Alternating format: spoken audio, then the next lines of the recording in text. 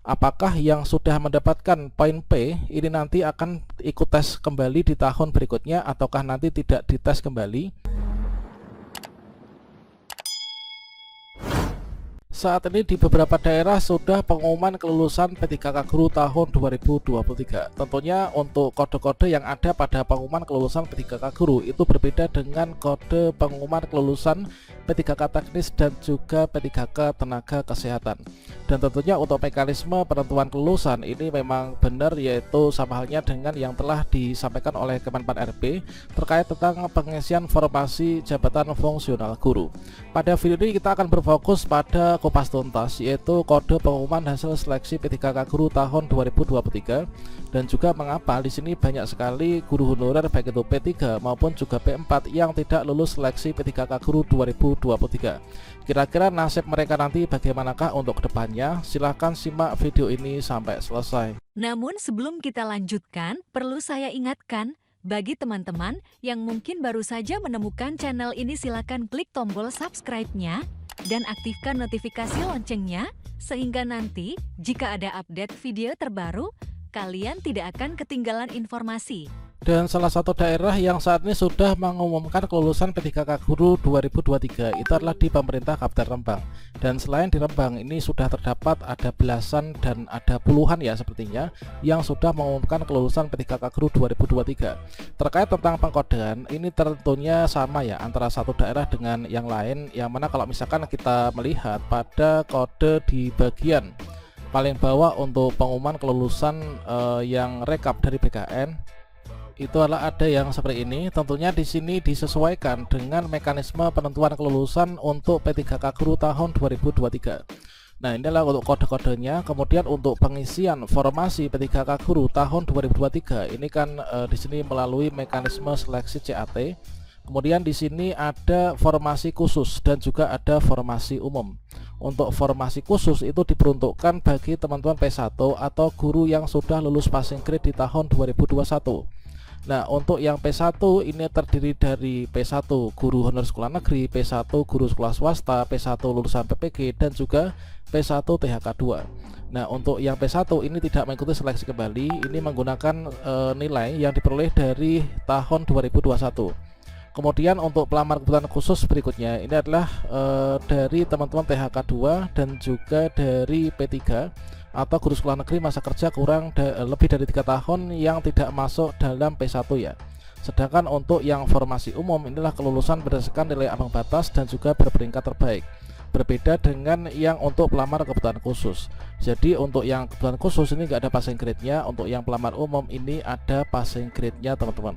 Dan selanjutnya di sini untuk pengisian formasi ini adalah didahulukan dari P1 dari kebutuhan khusus, kemudian selanjutnya diberikan untuk THK2 dan juga untuk non ASN. Barulah sisa formasinya ini diberikan kepada pelamar umum. Jadi untuk pengisian formasi P3K Guru 2023 ini didahulukan secara berurutan adalah seperti ini, yaitu pelamar prioritas, kemudian XTHK2, kemudian guru non ASN sekolah negeri dan juga pelamar umum. Kemudian kita cek untuk pengkodean ya, yaitu pada kolom keterangan di hasil seleksi, yaitu di sini untuk P1 itu adalah pelamar prioritas yang merupakan THK2, guru non ASN, lulusan PPG dan juga guru swasta yang telah memenuhi nilai ambang batas ya pada seleksi P3K Guru tahun 2021 dan belum pernah dinyatakan lulus ya pada seleksi P3K jabatan fungsional guru pada periode berikutnya.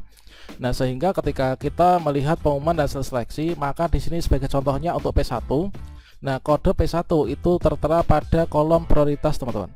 Nah, prioritas ini P1, jadi di sini ada nilai murni, kemudian nilai teknis afirmasi karena di sini nggak ada kolom afirmasi. Jadi di sini nilai murni semua ya. Nilai manajerial, kemudian sosial kultural dan juga wawancara, serta untuk total nilai adalah seperti ini. Nah, berikutnya untuk nilai-nilai yang ada di sini untuk teman-teman P1 itu diperoleh dari nilai hasil seleksi di tahun 2021.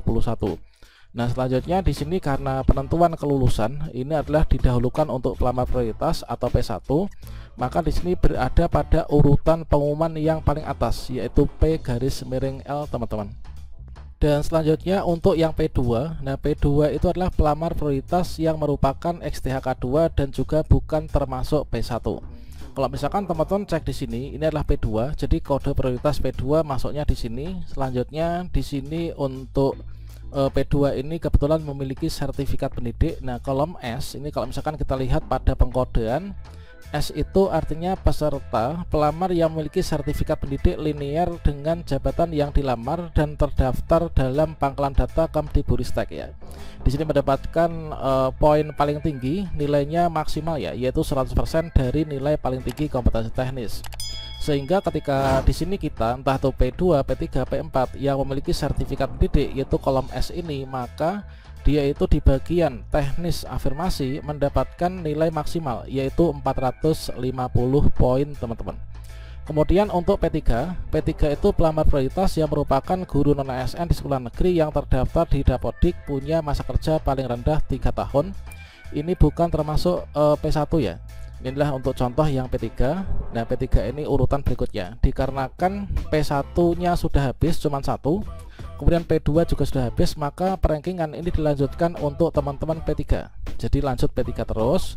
Kemudian kalau misalkan P3 ini sudah habis, maka dilanjutkan untuk teman-teman P4. Kemudian untuk P4 sendiri itu adalah pelamar umum, yaitu terdiri dari lulusan PPG. Kemudian berikutnya ada guru sekolah negeri masa kerja kurang dari 3 tahun. Kemudian juga dari guru swasta, ini adalah masuk ke P4 ya. Nah ini jadi untuk yang P1 sampai dengan P3 itu adalah berdasarkan peringkatnya itu dari pengkategorian, yaitu P1 sesama P1, kemudian ditempatkan karena udah habis dilanjutkan THK2. THK2 cuman ada 2. Kemudian berikutnya dilanjutkan non ASN yaitu sebagai P3. Nah P3 ini hanya ada 2 orang. Nah selanjutnya dilanjutkan ke pelamar umum.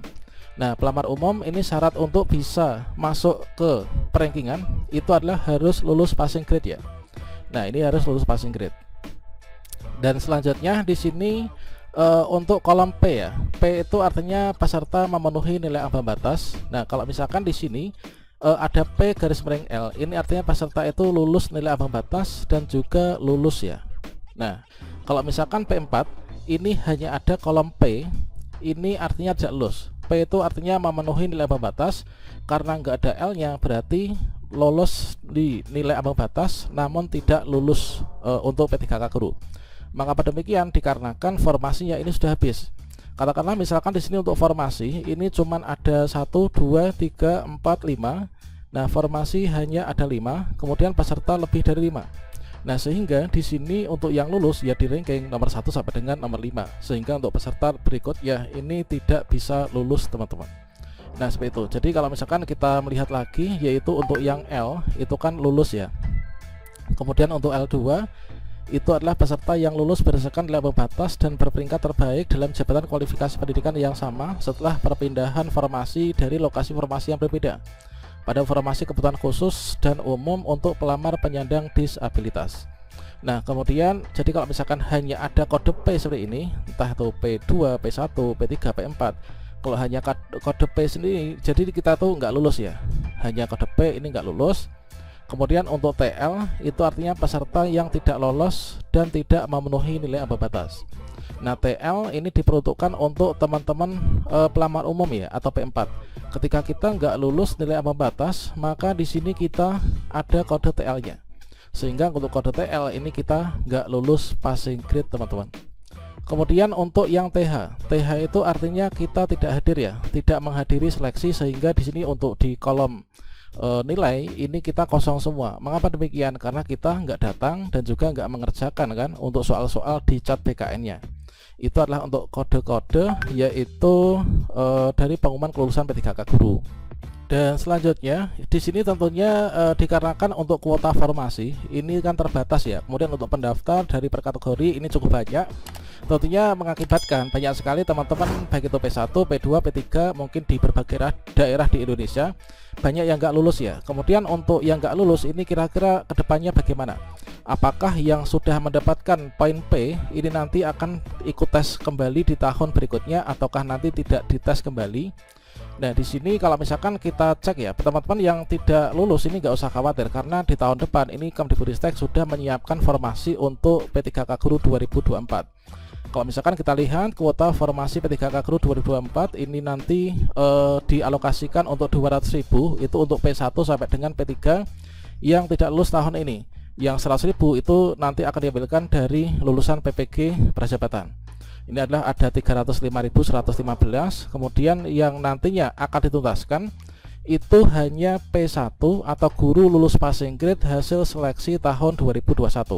Artinya kalau misalkan di tahun 2023 ini kita lulus passing grade, maka kita tidak masuk di dalam ini. Jadi nanti hanya ada P1 dari 2021 yang nanti jumlahnya hanya 12.000 sekian, ini yang akan dituntaskan.